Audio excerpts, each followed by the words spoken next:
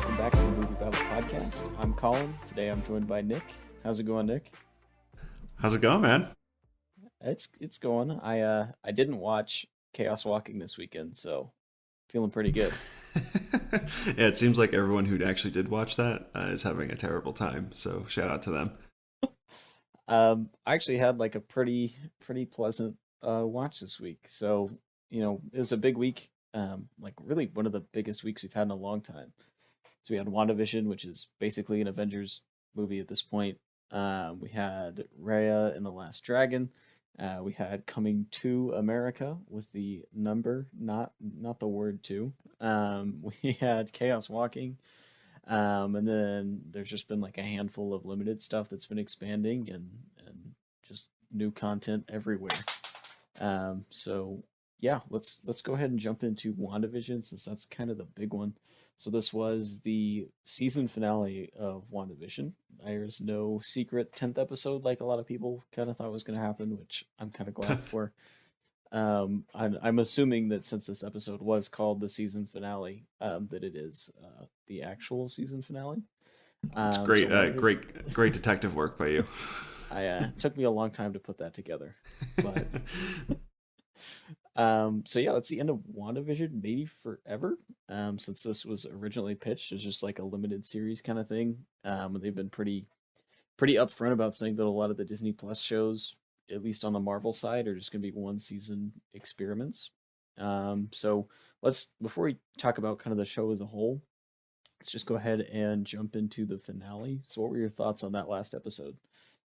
Yeah, I feel like I've talked about this with you offline where I feel I don't watch enough TV, so I really struggle to kind of watch each show and then provide the proper context for those shows and how I feel about the series as a whole. So I feel like throughout the series I've come on here and been like, yeah, this show's pretty fun. I enjoy a lot of what's going on. All the performances are great and some of the emotional moments moved me. Um, but then I watched this finale, which I thought was just pretty generic Marvel stuff. Just kind of getting rid of all of the interesting, possibly weird stuff and kind of just going for let's shoot energy beams at each other and then it's over.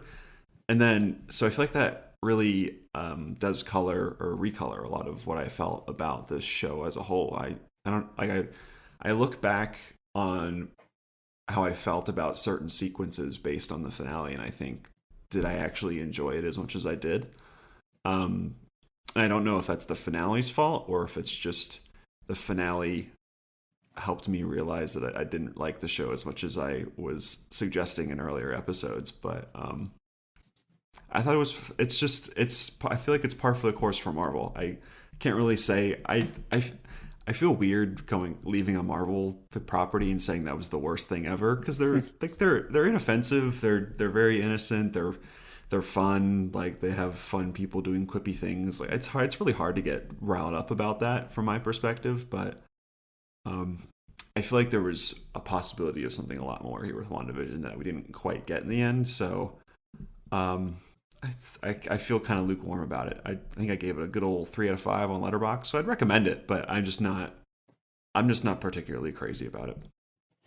Yeah, I think this episode was definitely the weak point of the season. And we'll kind of break it apart here a little bit more after we get out of our general reactions. But yeah, I felt kind of the same way where I was really on board with really everything until everything through this the first 8 episodes, and then this just kind of went back to the usual Marvel playbox, and a lot like Black Panther, where it's like, wow, this is really unique and original, and then it just ends in a big CGI fight, which is fine. Like that's going to happen in really any big budget superhero or fantasy, whatever genre. If it's a big studio tentpole, at some point, some CGI colors are going to attack some other CGI colors. But it just felt like this was really low stakes when a lot of this show was focusing on what the emotional stakes are for Wanda, who's a character who has had a lot, but we've never really explored. And I feel like this episode in particular didn't really do service to everything else that the season did. And I also feel like there was a weird lack of using any of the other characters. So in particular, like all of the sword characters, like Kat Dennings is in this episode for maybe like 10 seconds, and you're just wondering what the point of her It's so and true. Yeah. what the point of her character and Jimmy Woo, like what did they accomplish? With Monica Rambeau, like it makes sense. She kind of gets through to one at one point, and then it obviously is ushering her into Captain Marvel too. But for these other two, you're like, I mean, it was nice to see you again, but like, what function did you serve? And I think this episode really serves you some half baked, underhanded villains. Um, One I think is slightly better than the other. I think Agatha was at least a little more rounded. We knew kind of what she wanted, and then Hayward is just like this very generic military. Yeah, I want to have a weapon kind of guys. Yeah. Which who knows how many Transformers movies we've seen that in so far. But Yeah, there's one part in the episode where uh, Monica did something and helped out. I think it was right after she stopped Hayward's bullets from hitting the kids, and so then Wanda and Agatha like go up into the sky and they're having this big CGI energy beam fight around this red sky. And then they cut back to Monica, who seems like she didn't move at all. Like she was just there for 20 minutes. I was like, just what were you doing this entire time? You're just standing there watching, just chilling, having some popcorn. Um, yeah, it felt like they had so many different characters that, I don't know, it's weird saying that. I feel like they could have extended this maybe an episode or two, but it did feel like it was pretty rushed there at the end because it had to answer just about every single question this entire season that we had. But I feel like it had to just jumble so many different parts together that it kind of went with the easiest decision each time. Like I feel like we have second Vision, we have White Vision here, who's just you could have done something a little more interesting, but he's literally just like, oh, he's a weapon that we have now, we're going to use him. And then both Visions shoot energy out of their heads, and they do the thing.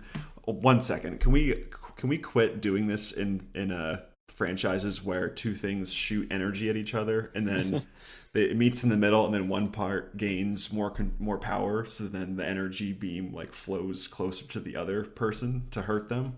I feel like I've seen that in so many movies where there's like the end of like Harry Potter, or like when they're shooting the wands at each other. I just I can't. I can't. blame I can't deal I with it anymore. I blame David Yates, because in the Harry Potter books that happens one time and it's like a very specific thing, and then in the book J.K. Rowling's like, this is the only reason why this happened, and then in the movies they're like, what if we made every fight like this? And it's literally just like, It's so lame because all of it is like, it's like it looks like someone just grunts a little harder, which makes the power go further towards their villain or towards the opponent, and it's like, oh, okay, so you have to concentrate harder, then you could win. I feel like it's just very boring. Um, but anyway, back to Vision. It, it felt like there was going to be something a little different there, but then literally, so they fight, they shoot energy at each other, and then um, I guess he's still fake Vision, but we'll call him real Vision, the one that's not controlled by sword. He basically was like, hey, can we stop a second? I'd like to talk to you about philosophy. And then they have the whole ship of Theseus conversation. And then Vision's like, oh yeah, just kidding. I don't want to hurt anybody. I'm just going to fly away. And then that's over. So we kind of set up this. He's not a big bad, but we set up for this big conflict, and it feels so rushed. And then all of a sudden, he's just gone. It's like what, what did we do here? What did we really accomplish? And really, it just seems like all of that served to say that basically Vision's not dead. He's going to come back, and all of this grief that Wanda's been dealing with, and where the show seemed to have been going, where she was going to have to make a decision on whether or not to give up her previous life to move forward and start to heal as a human or as a witch. She would have to give all of that up to start her new life, which is good, and I think that's really interesting growth. But now it just seems like, oh, we can bring Vision back, so it's not really that big of a deal. So she didn't really sacrifice much as a hero. So I don't know. I just kind of feel like it undercuts a lot of what the show was trying to work with Wanda, because I feel like she ended up ends up not really making that hard of a choice if we can just bring Vision back in the end. So, I mean, she's more powerful now and she has a cool costume, so that's cool.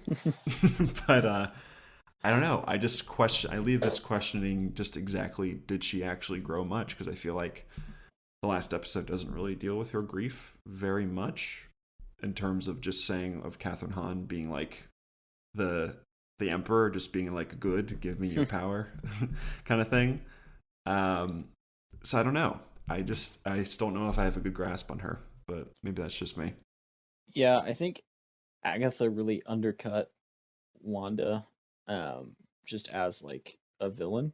Because really Wanda is the antagonist for a lot of this show. And then Wanda also really didn't have any stakes at all. Like she kidnapped and enslaved like 3,000 people. She got a cool hat out of it, and now she has a book that's going to teach her how to use her magic. And her husband's still alive, just in a different form. The second post-credit scene like gives a nod that her kids are probably still like existent in some form. She doesn't get in trouble. Like the one person who is like, "Hey, I'm gonna stop you because you don't know how to use your power, so I'm gonna take it," which is somewhat villainous, but still like I know Agatha's like the villain of the show, but I still don't think she's much of a villain like in the context of Yeah. things, because all she really did was like break Wanda out of figuring out that hey, you're actually enslaving these people. And there's like a big moment, which I don't think really gets followed up on at all, in this episode where all Agatha starts freeing all of the townspeople from Wanda's little spell, and they all start confronting her, and they're like, "I just want to see my kid. Like, I can't sleep anymore. Like, I'm seeing your nightmares." And then Wanda's like, "What are you doing?" And then Agatha's like, "You did this to them." I'm like, okay, that could be something for like Scarlet Witch to wrestle with, or to be punished for, or something like that. And they're just like, nope. And then at the end of the show, Wanda like flies in, and they're all looking at her again, and she's like, talking to Monica, and Monica's like, they'll never understand what you had to go through. I'm like, what she had to go through? Like, these people have been enslaved for like 9 weeks at this point. Having someone like molecularly change their reality every day. Their kids have been locked in their bedrooms. Like, I, when they actually tried to explain that away, because I think Monica's like, oh, they'll never understand all the sacrifices you made for them. I was like, what? You literally just enslaved these people, and then every time they got out of the trance, they were just yelling about how much their brain hurts for being in this trance for so long. Like realistically, like she's a monster to all these people, but I don't think the show doesn't really want you to think about that too much. It's like, yeah, she has growth. Don't worry about all these other people. They're okay now. They're free to go. So that left me a little cold. I was like, wow, all these people just were slaves for so long, and then they don't even get Wanda saying I'm sorry. yeah, it's I was like, wow, what are we doing here? She literally just flies off to go become even more powerful. Like, no stakes. Like, everybody that she thought she had lost, she can get back. Like, she didn't get arrested. The government's not after her. Like, the blame got pretty easily shifted towards Agnes and Hayward. Like, she has no consequences. Despite doing one of the worst things we've seen anyone do in the MCU, like probably next to Thanos. Yeah, or Tony making Ultron or something like that. But yeah, it's weird because I think about the growth of the character where we ultimately end up with her just being more powerful, I guess. But the show basically ends with I'm going to leave now and learn like who I am, kind of. So it's when you think of that in context of the show, the show just kind of gave you more understanding of where she comes from. But we're gonna have to wait for more and more like stories with her to actually get like the payoff on that growth. So really, it feels like her character arc is really more in service of Marvel's overall plot as a whole. Because like all of these movies, with a few exceptions, like your Black Panthers and all that, are mostly just about themselves. Like it's plot, just moving on to the next thing, gets you excited for the next thing. So I kind of feel like that's how this functioned in the end. So it's really just like, hey, come back next time. Wanda's going to be really powerful and learn about her stuff, and she's going to fit into all these other different stories.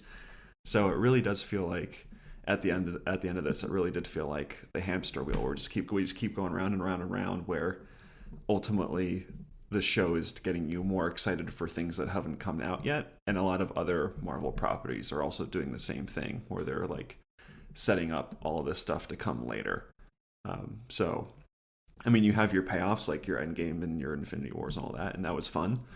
Um, but I don't know if maybe this might be another me problem, but I don't know if I can take doing this same thing over and over again.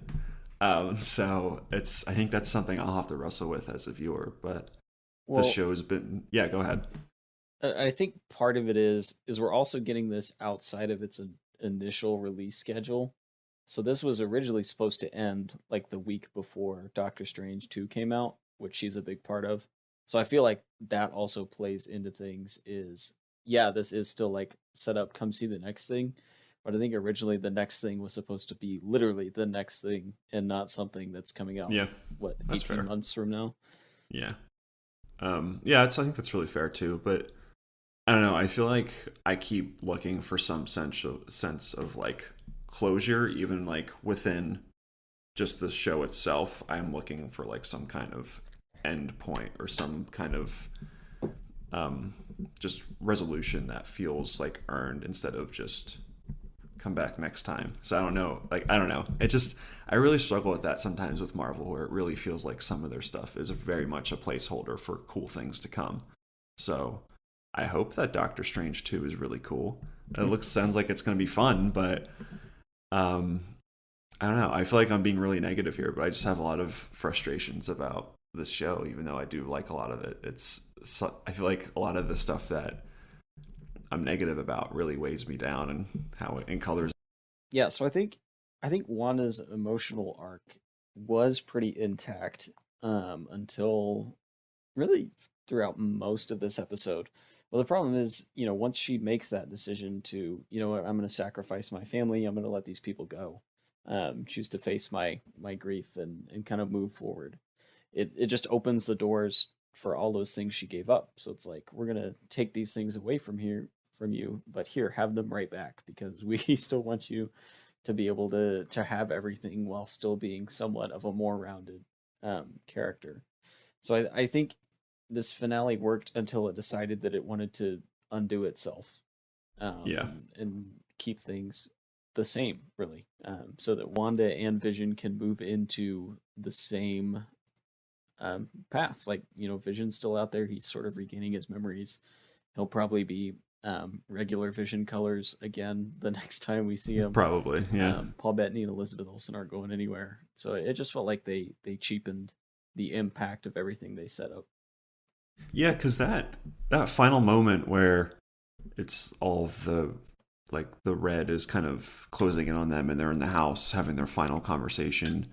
That would have been so like pretty thoughtful and emotional if that was the last time they were going to chat. But we know that with White Vision leaving, like he's going to come back, and they're going to have maybe they'll have some time where Scarlet Witch has to like help this new Vision realize who he is and regain all of his memories, and there might be something there that they'll have to grow with together. But he's gonna be back. He'll be Vision again, and Paul Bettany will be out here once again. So it definitely does cheapen it, and I feel like that's Marvel's formula in a lot of ways, where they are really good at keeping all possibilities open for themselves, because for one, that just allows the MCU to keep going and going forever and ever. So when people die, they're not particularly dead. They can always be brought back through some crazy mumbo jumbo. And now that we're going more into magic stuff, I'm sure that will be more of a possibility now as well, where anybody can be brought back at any time. So for that sense, it just keeps the longevity of the MCU fully intact. This can keep going for as long as they want all these actors to go, and the only way that they'll get killed off, or they'll age really rapidly in the Chris Evans case, is when their contracts are reaching an end and these actors are kind of fed up with playing these characters, and then at that point they'll say, okay, now we can kill you off. Those are really the only instances where I feel like they're will be some kind of stakes in this, because you go even go back to Infinity War when everyone gets snapped. We knew they were coming back in one way or another, right? Like it was just a matter of waiting a year to find out how that would actually happen. So yeah, it's a fine line. I totally get it from a business perspective, because for Disney, that this is their flagship property now, right? Like they're gonna put all the Marvel stuff into all the Disney rides and all that, and there'd be movies and TV shows until we're long gone from this world. uh, so they want to keep this going as long as possible, and the fan base will grow through across multiple generations. So I get it from that sense, but I think it really, when you're looking at it from the Martin Scorsese perspective of capital C cinema, it does leave you wanting a little bit, because you feel like it cheapens the emotional stakes of it all. But it's a tough thing. I think I'll continue to struggle with as we go to phase 4, 5, 6, and 7 on of Marvel, because I feel Phase like this 20. is, yeah, really. It'll just keep going. I feel like it's just something that I'm always going to struggle with. Where it is, should do the emotions I'm feeling in a given scene, do they mean anything? Because does this really have any finality to it? So I don't know. It's a tough one to parse through. Yeah. Before we close the book on WandaVision, I do want to talk about those Sam Raimi nods though, because you know me, I'm a big Sam Raimi boy. But there were two in particular that I caught on. Did you catch those? Probably not. Please enlighten me.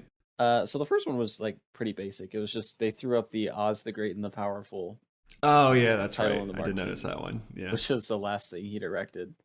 But the second one was pretty much the entire second post credit scene, where they kind of start off with that weird, like Sam Raimi track zoom, where he's like Oh right. Yeah. handhelding the camera in weird ways, which is what made him really famous for and Evil Dead, and then just like that whole cabin, um, like has Evil Dead vibes with like her reading the Death Book, and then they Yeah, play like that's the right. little undertones of Yeah. the Doctor Strange theme. So I do like Respect to the King.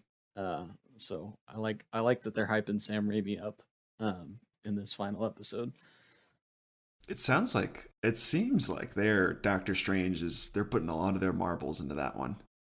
So I'm really curious to see how that works out, because we had Scott Derrickson leave that project after he was like, Doctor Strange 2 will be the first horror movie in the MCU, and then Kevin Feige was like, hold on a second, hold on, let's not go that far, and then he left the project. Now we have Sam Raimi, but um, I love the man. I'm interested to see what happens. I hope this is really weird.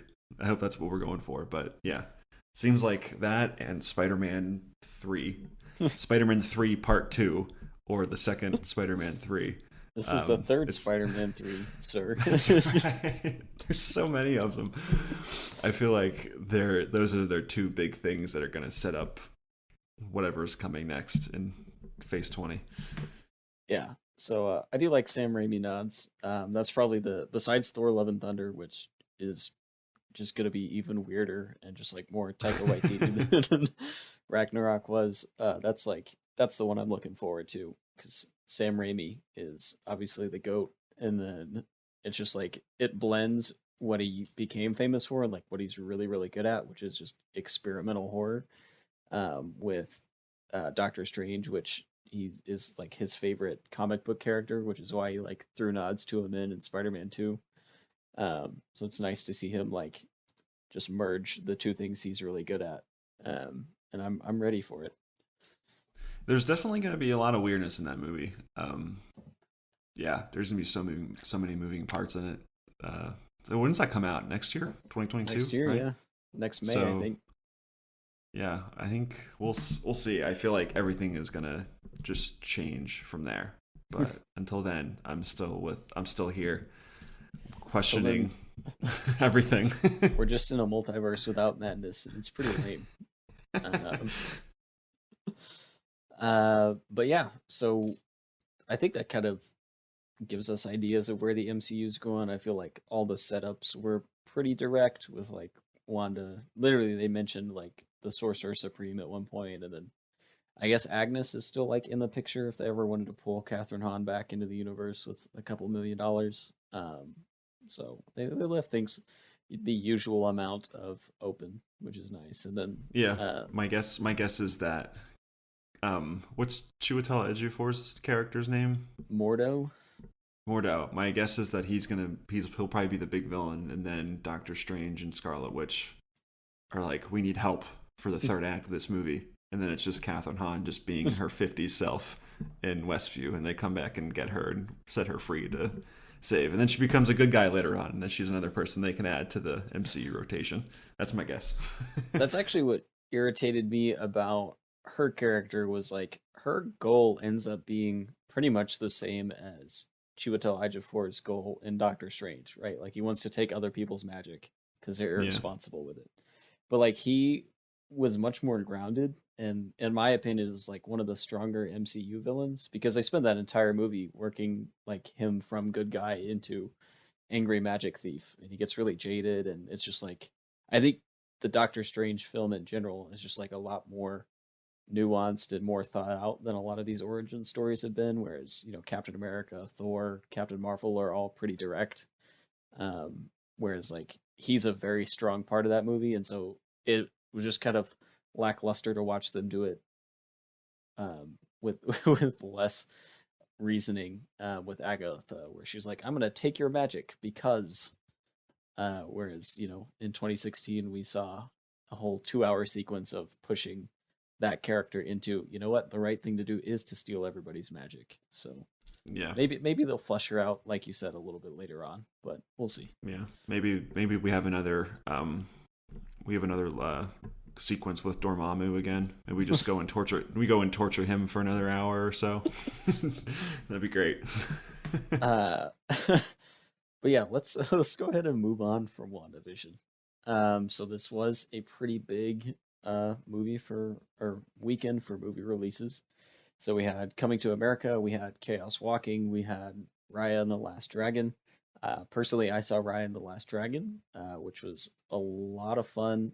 I'm not too crazy about it. We can jump into that in a second. Did you get a chance to check anything out? No, just me thinking about my WandaVision theories and how they all went wrong. So nothing for me. Yeah, I made the practical decision to not go see Chaos Walking and spend my weekend doing that. And also not to subject myself to Coming to America, which I'm my brain is thanking me. I'm just still the I know that we always joke about how these movies miss their chance to put the number of the movie in the title, like Transformers put the 4 in there or whatever. But the Coming to is making me maybe think about changing my stance on that because it's really confusing. It's so confusing to reference both the original and now this sequel.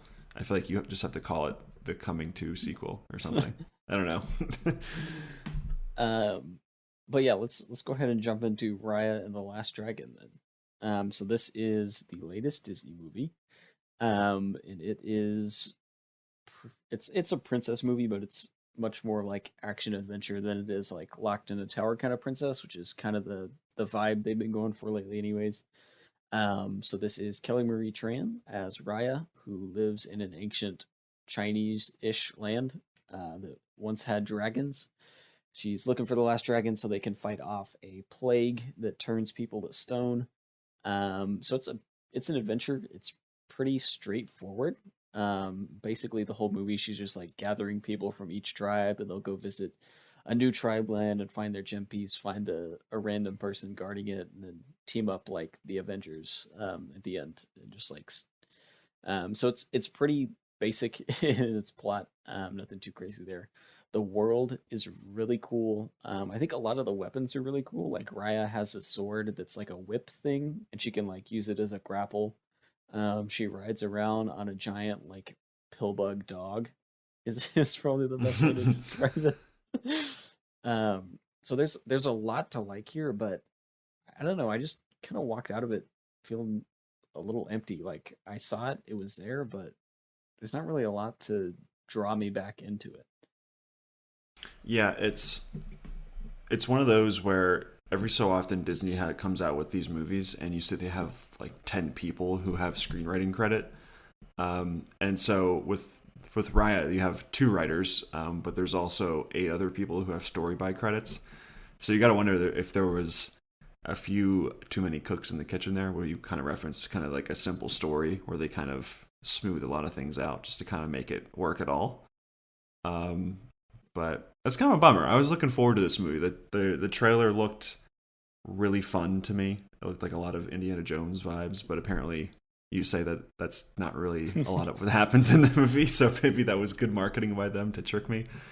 I will watch this at some point though. But is it worth the premium access on Disney Plus? Because that's how it's coming out right now. I used my AMC Stubs membership, so I had to commit $0 to this experience. There you go. But it was good. It was a nice big screen movie, and I do really like the Indiana Jones-esque sequences. It like knocks you right into one. The one that's in the trailer at the beginning of the movie, and I think there's 2 more. But the more bloated like Raya's crew gets, the less opportune it is for her to like single-handedly trek through a temple. So they do kind of abandon that aspect of the movie pretty early on, which I was kind of disappointed with. But I do really, really like the cast, and not just the actors, but the characters themselves. Like there's a 10-year-old boat captain named Captain Boone, who just like is one of the first sidekicks they find. There's like a gang of street babies at one point that becomes part of the gang. Benedict Wong is just really funny. It's this big like giant warrior guy who walks around with an axe and like threatens everybody, and so those things really stuck out to me. Her cast of side characters really fun. I didn't ever really warm up to Aquafina's dragon character. She just felt honestly, she felt like she was written by someone else. Like she doesn't fit with the vernacular or the lingo or like the world of everybody else a lot of times in her dialogue. Like everyone else is talking like, like you would expect somebody in a fictional ancient Chinese land to talk. And then Aquafina's dragon talks like a 50-year-old trying to sound cool to a bunch of middle schoolers. It really pulls you out of the experience. But there is a lot to like here, and I think the main conflict of the movie between Raya and between the Fang clan is really strong, and there's some really good character dynamics between Raya and her dad, and Raya and her best friend who's in the Fang clan, and so there is a lot to like, but there's also just a lot that is forgettable. Is the Aquafina character, are they trying to model her after like a Moshu kind of like sticky side character? Is that kind of what they were trying to go for? Yeah, she's definitely got a little more depth. So she's not like straight Okay. up like tag along character. She actually has a pretty satisfying arc herself. I really just didn't like her dialogue. Like I think her journey works really well, but her dialogue just constantly like rips you out of it.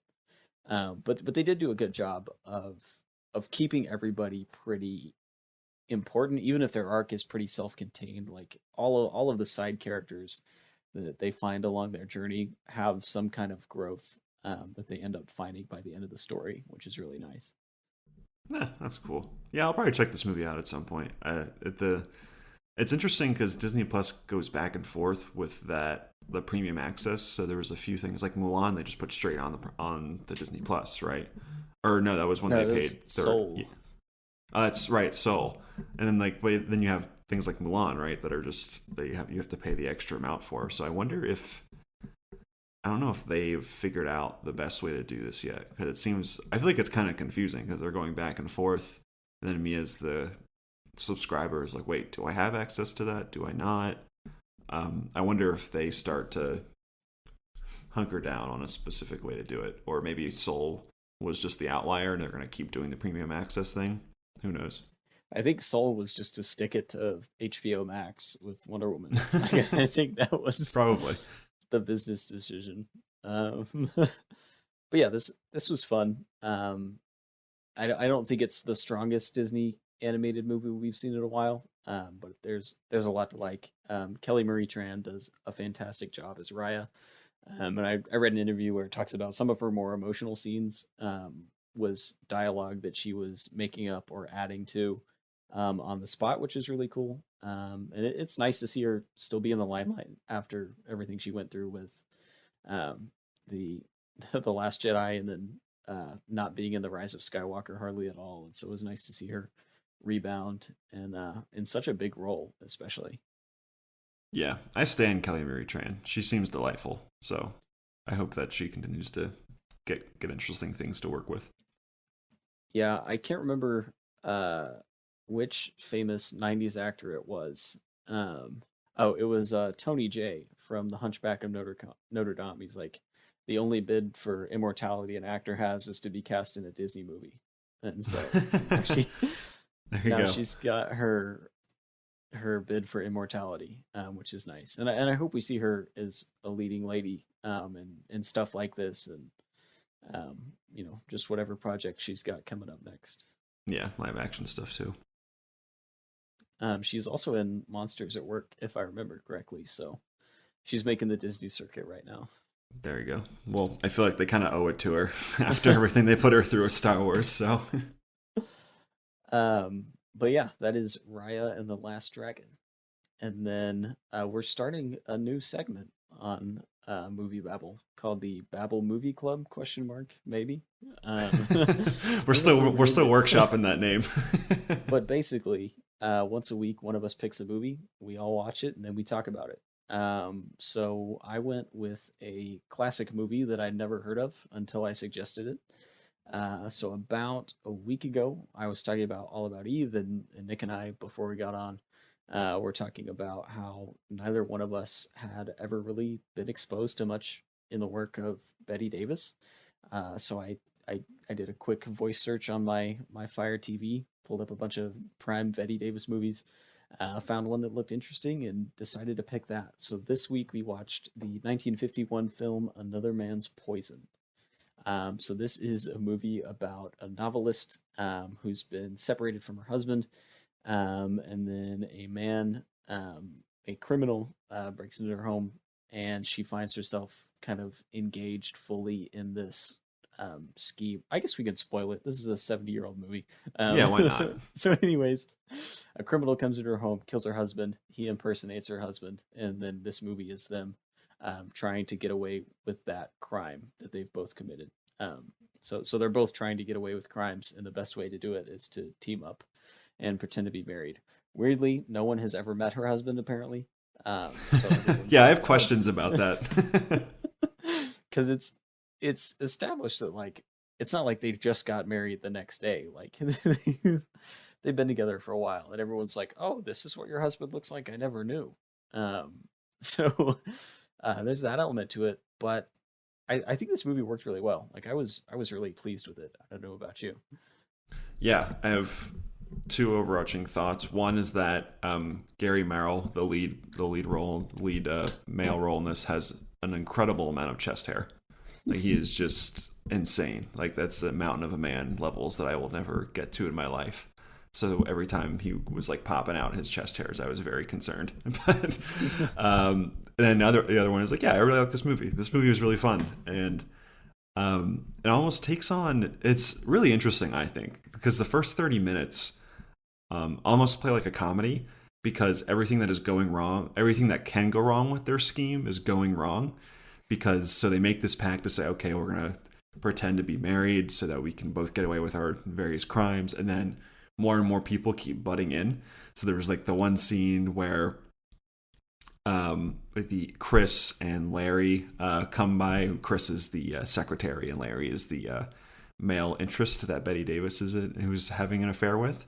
So they pop in and they're causing trouble, and then the Dr. Henderson, comes back in, and he's like, "Hey, what's going on here?" And they're just trying to get rid of the body, and then it's just like more and more things keep piling on each other. And the guy comes the next day asking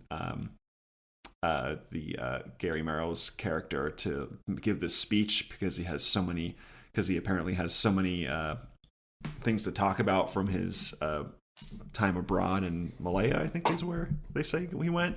But it's just all these different things that just keep piling on top of each other that just make their scheme more and more impossible. That it's kind of, I thought it was really funny at times because it's just they have so much shit to deal with because they're awful humans, but it just keeps getting worse and worse. So it was really fun to watch.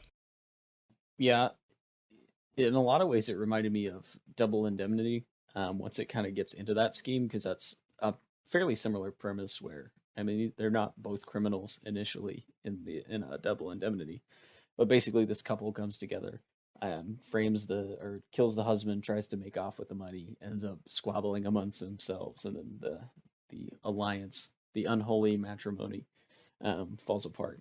And so there's a lot of similarity in that. I do like that this is pretty much Betty Davis's movie, um, and she has some really good bits. I think towards the end, where she ends up poisoning her fake husband, and then ultimately like the the final shot of the film is her being given the poison herself without the person giving it to her realizing it. So she just laughs, and then it fades out on that, which I think was a really strong moment.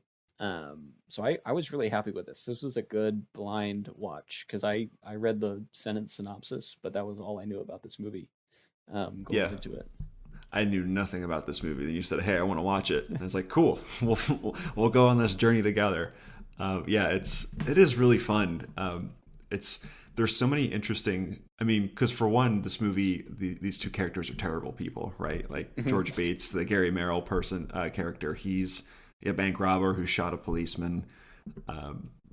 Betty Davis's character Janet killed her husband, so they're both terrible, and the movie has fun with their scheme, but it never loses sight of the fact that these two are both just very bad people. And then that ending too, where they both die, it's just for the perfect encapsulation of that. And I think the movie is really interesting in how it explores the Betty Davis character because she has this horse Fury who she is just head over heels for, and she then at one point George Bates kills the horse, and she says something to the effect of there's like no woman, child, or whatever who I would not slay for this horse's life back.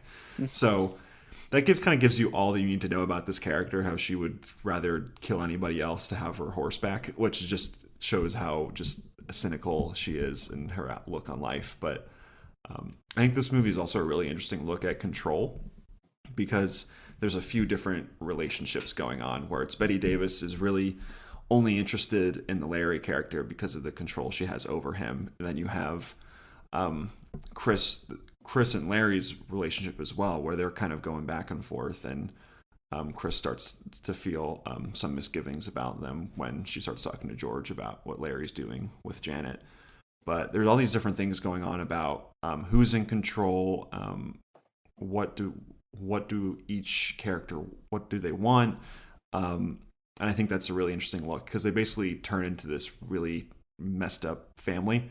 I think that's a really interesting. It's a really interesting way to look at a struggling marriage. I think because they do take on this husband and wife care figures for a while. So I really liked it quite a bit. Yeah, and it's really fun to watch Janet, Betty Davis's character, like trying to convince herself and everybody else that like she's not the bad guy in the relationship. Yeah, Whereas Gary Merrill, George Bates is like he's always pretty upfront about his terribleness, and so it's fun like as he's trying to walk her into that idea. And like confronting her with things she's done at the moment or doing. Like at one point, she cuts the brakes on his car, then convinces him to go out and catch Larry before he leaves permanently, an attempt basically to kill him. And he comes back and figures it out, and they have this really long, drawn out conversation on the staircase, where she's like pleading with him, like, "Oh, I really do need you to stay. I need you. I'm not that terrible." But then ends up with her like blaming him for everything, and just trying to pin this all on him, like she didn't kill her husband. So there's a really fascinating dynamic there. And then I also like Dr. Henderson when he kind of comes in at the end and provides you like that murder mystery wrap up where he kind of explains how he knew everything, and when he really starts to confront Janet with with the reality of everything she done after she had just killed George as well is really fun to watch. Just the floor disappear from under her. Yeah, this movie is almost functions as a play because it mostly just takes place in like the manor, and occasionally they go on nice horseback rides through the countryside, which were lovely. But most of the time, it's literally just a character leaves, or like George Bates leaves, kills the horse, comes back in soaking wet from the rain with a gun, and says, "Hey, I killed your horse." But you never really see any of that stuff, and it's really just focused on the interactions between all of the characters, which I found really interesting. And I don't I doubt if this is actually the case, but I wonder. There's definitely, I can see a lot of echoes of this movie in Gone Girl as well, which I doubt. It's probably happenstance, but you kind of see the connection between these two relationships, both with like the Rosamund Pike and Ben Affleck characters in that movie, where they're both terrible people, but they're both stuck in their situation together. So it's kind of like, I mean, we do reach a more kind of steadfast. We do reach more of a like an ending in this movie than we do in Gone Girl, because that one's a little more open ended. But you do get this sense of we're both trapped and we're both fucked up, but let's do it together kind of way. And I think that in both situations, it's a really interesting way to look at relationships. So it is fun. I really enjoyed looking back at this movie because it definitely makes you want to go and watch a lot more of Betty Davis's stuff, because she just commands the screen and she's just so good in every single moment. So yeah, there was quite a lot to like here. Yeah, and I don't understand how you can drink actual poison, like a fair amount of it, and taste it and not realize it's not the drink you just had like 2 minutes before. Yeah, there's a lot of convenience going on here where no one knows. No one has seen the husband except for a conveniently placed photograph on top of a dresser, and then the poison kills you in like 15 seconds.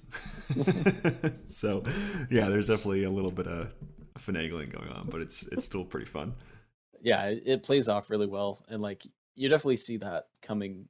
Well, a because you watch her like place the poison, but you like see how she's gonna trick him into drinking the poison pretty early on. But it's still like it works really well. It feels very natural when he's like still trying to get his last up yours in by defying her and then ending up drinking the poison that she set out for him anyways. Yeah, and it kind of goes back into like they both think they have control, but Yeah. really neither of them do, and it's really funny. Yeah, the maniacal laugh by Betty Davis at the end. There should be more memes dedicated to that because it's just so good. They just stole that from Joker. They went back in time and stole that and put it in the movie. But yeah, that was fun, and it convinced me to start only watching black and white movies on Wednesdays. Because Wednesday is the day that I have the least amount of time to watch a movie, so I normally don't get home till like 8:30 or 9. Unfortunately, most black and white movies are like an hour and a half. So Yeah, I'm this movie committed. just zips along. It's the best. I'm committed to watching hour and a half long black and white movies every Wednesday. So thank you, Betty Yeah. Davis. One thing before we leave here, I loved the miniature that they used for the car For the when it was on the cliffs. It was the most adorable thing in this movie. It was. I love miniatures even when they're very obvious, because there's like they're so tactile, and there's clearly like a lot of thought that was put into them. But this one just looks so cute. It's the most adorable thing. Where it's like this little toy car that's not, the wheels aren't moving, and they're just dragging along this fake road. It is the most adorable thing. I loved it. Yeah, I think like I think they pulled it off fairly well in the I guess it's not really a chase scene, but like the storm scene. Yeah, Where it does work pretty well, but it's so yeah, clearly a miniature that it's just so adorable. it's just like you notice it right away. But um, yeah, this was a solid movie. Would watch again. I can't wait to think of my 10-hour movie that I make you and Brennan watch for next week. It's gonna be Next great. week we'll be doing all four parts of War and Peace. Hey, we're gonna do this movie next week. It's called Joker, so just get ready for it. What's the longest movie ever made? It's like 21 hours or something like that. We'll do that. There's definitely something longer than that, isn't it? Wasn't there a movie that came out a year or two ago, but it was going to be a month long or something like that? And it was Oh going yeah, to it was like a premiere when live the stream. yeah, it was something weird. Longest movie ever made is a perfect thing to wrap up with. And we will use Wikipedia because that's where all the true things are. It is a movie called The Innocents, which is a Bangladeshi feature film based on love, dreams, politics, revolution, and the aftermath of the Bangladesh Liberation War. Features the deceptive turns, twists of locality, people struggles, and aspirations. Cool. So come in next week. The Innocents. Uh, better brush up on your Bengali language. I'm ready. But that is this week's episode of the Movie Babble podcast. Next week we can't talk about WandaVision, so we'll have to I don't know. Yeah. What are we gonna do with ourselves? What do you do if you're not talking about Marvel? Like The Snyder Cut? but yeah, next week we'll be back talking about more movies. We'll have more Marvel content 2 weeks after that. But remember, you can always check us out online at moviebabble.com.